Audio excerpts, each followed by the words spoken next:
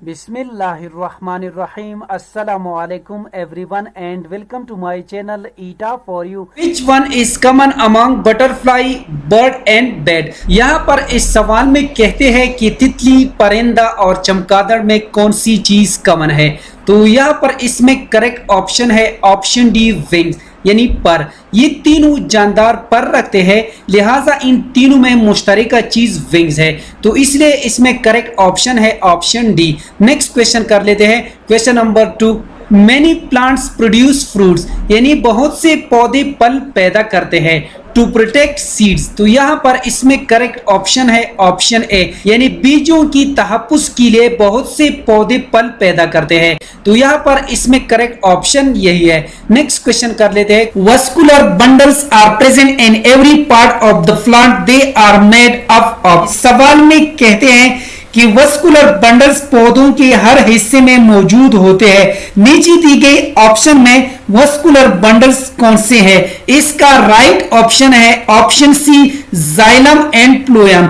और इसके साथ आप सब दोस्तों ने ये भी याद रखना है, जाइलम पानी और मदनियात को जड़ों से पत्तों तक ले जाता है और ये वस्कुलर बंडल्स के दरमियान में पाया जाता है, और फ्लोएम पत्तों से तैयार करदा खुराक को पौधों के मुख्तलिफ हिस्सों तक ले जाता है, तो इस लिहाज से यहाँ पर करेक्ट ऑप्शन यही है। नेक्स्ट क्वेश्चन कर लेते हैं, if water available to plants become less then stomata are closed even at daytime, this protects plants from। इस सवाल में कहते हैं कि अगर पौधों को दस्तयाब पानी कम हो जाए तो दिन के वक्त भी स्टोमेटा बंद हो जाता है। ऐसा अमल होने से पौधों की हिफाजत किस चीज से होती है? इसका राइट ऑप्शन है ऑप्शन सी, वेल्टिंग। यानी अगर पौधों को जो पानी हम देते हैं वो अगर मिकदार में कम हो तो इसकी वजह से जो स्टोमेटा है वो दिन के वक्त बंद हो जाता है।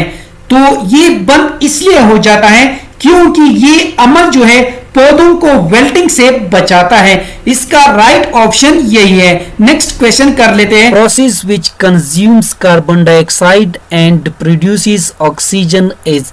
इस सवाल में कहते हैं कि वो कौन सा अमल है जो कार्बन डाइऑक्साइड को जज़ब करता है और ऑक्सीजन को पैदा करता है। इसका राइट ऑप्शन है ऑप्शन सी, फोटोसिंथेसिस। फोटोसिंथेसिस एक ऐसा अमल है, जितने भी पौधे होते हैं ये सारे जानदार सूरज की रोशनी की तवानाई को जज़ब करके उससे कीमियाई तवानाई में तब्दील कर देते हैं। ये अमल बड़े पैमाने पर पौधों के पत्तों में होता है और इसके लिए पत्तों में मौजूद सब्ज मादा सब्जीना यानी क्लोरोफिल निहायत ज़रूरी है। इस अमल में सूरज की तवानाई, पानी और कार्बन डाइऑक्साइड खर्च होते हैं, जिसके रिजल्ट में शुगर और ऑक्सीजन हासिल होते हैं। इसका राइट ऑप्शन यही है। नेक्स्ट क्वेश्चन कर लेते हैं, green house gases trap heat. इसका राइट ऑप्शन है ऑप्शन बी यानी ग्रीन हाउस गैस हरारत को ट्रैप यानी जज़ब करता है। नेक्स्ट क्वेश्चन कर लेते हैं, fish are vertebrates and swim in water, which one of the following is true. यहाँ पर इस सवाल में कहते हैं कि मछली वर्टिब्रेट्स जानवर होते हैं और पानी में तैरते हैं। मंदरजा झील में से कौन सा बयान दुरुस्त है? तो यहाँ पर दुरुस्त बयान जो है वो है ऑप्शन डी यानी have fins and a tail यानी इनके दुम और पंख होते हैं, तो यहाँ पर इसमें करेक्ट ऑप्शन यही है। नेक्स्ट क्वेश्चन कर लेते हैं, which part of A plant is absent in non flowering plant. इस सवाल में कहते हैं कि गैर फूलदार पौधों में कौन सा हिस्सा मौजूद नहीं होता है? तो यहाँ पर इसमें करेक्ट ऑप्शन है ऑप्शन डी, फ्लावर यानी गैर फूलदार पौधों में फूल मौजूद नहीं होता है। और इसके साथ आप सब दोस्तों ने ये भी याद रखना है कि पौधों को दो बड़े ग्रोहों में तकसीम किया गया है और उनके नाम ये है, नंबर फर्स्ट फ्लावरिंग प्लांट और number second non flowering plant. Flowering plant की डिफिनीशन कर लेते हैं, यानी those plants which bears flower यानी फ्लावरिंग प्लांट्स ये वो पौधे होते हैं जो फूल देते हैं, और नॉन फ्लावरिंग प्लांट ये वो पौधे होते हैं जो फूल नहीं देते हैं। नेक्स्ट क्वेश्चन कर लेते हैं, the protective layer around plant part is. इस सवाल में कहते हैं कि पौधों के हिस्सों के इर्द गिर्द हिफाजती लेयर का क्या नाम है? इसका राइट ऑप्शन है ऑप्शन ए एपिडर्मिस, यानी पौधों के हिस्सों के इर्द गिर्द हिफाजती लेयर का नाम एपिडर्मिस है। नेक्स्ट क्वेश्चन कर लेते हैं। If the concentration of carbon dioxide increases in the air during day time the process of, इस सवाल में कहते हैं अगर दिन के वक्त हवा में कार्बन डाइऑक्साइड की मिकदार ज्यादा हो जाए तो इस अमल से क्या होगा? इसका राइट ऑप्शन है option C photosynthesis will increase, यानी अगर दिन के वक्त हवा में कार्बन डाइऑक्साइड की मिकदार ज्यादा हो जाए तो इस अमल से ज़्यादा तालीब यानी फोटोसिंथेसिस में इजाफा होगा। नेक्स्ट क्वेश्चन कर लेते। The interaction in which both members get benefit from each other is, इस सवाल में कहते हैं वो ताल्लुक जिसमें दोनों मेंबर एक दूसरे से पैदा हासिल करते हैं, इसको क्या कहा जाता है? इसका राइट ऑप्शन है ऑप्शन ए म्यूचुअलिज्म, यानी दो जानदारों के दरमियान ऐसा ताल्लुक जिससे दोनों मेंबर्स फायदा हासिल कर रहे हो, इसको म्यूचुअलिज्म कहते हैं।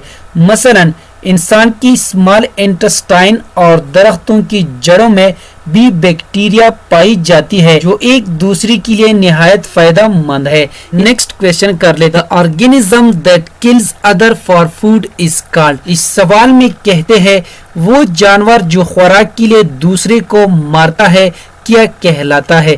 इसका राइट ऑप्शन है ऑप्शन डी प्रेडेटर, यानी वो जानवर जो खुराक के लिए दूसरे को मारता है प्रेडेटर कहलाता है।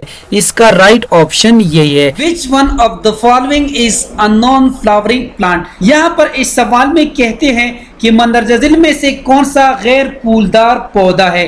तो यहाँ पर इसमें करेक्ट ऑप्शन है ऑप्शन डी पाइन। सवाल में कहते हैं कि तमाम वर्टिब्रेट्स जानवरों के लिए कौन सा बयान दुरुस्त है? तो सबसे पहले हम वर्टिब्रेट्स की डेफिनेशन कर लेते हैं। Vertebrates are those animals that have a backbone, यानी वर्टिब्रेट्स ये वो जानवर होते हैं जो बैकबोन रखते हो। तो यहाँ पर इसमें करेक्ट ऑप्शन है option C have backbone. The concentration of carbon dioxide increases in the air during day time the process of, इस सवाल में कहते हैं अगर दिन के वक्त हवा में कार्बन डाइऑक्साइड की मिकदार ज्यादा हो जाए तो इस अमल से क्या होगा? इसका राइट ऑप्शन है option C photosynthesis will increase, यानी अगर दिन के वक्त हवा में कार्बन डाइऑक्साइड की मिकदार ज्यादा हो जाए तो इस अमल से ज्यादा तालीब यानी फोटोसिंथेसिस में इजाफा होगा। उम्मीद करता हूं कि आज की वीडियो आप सब दोस्तों को पसंद आई होगी।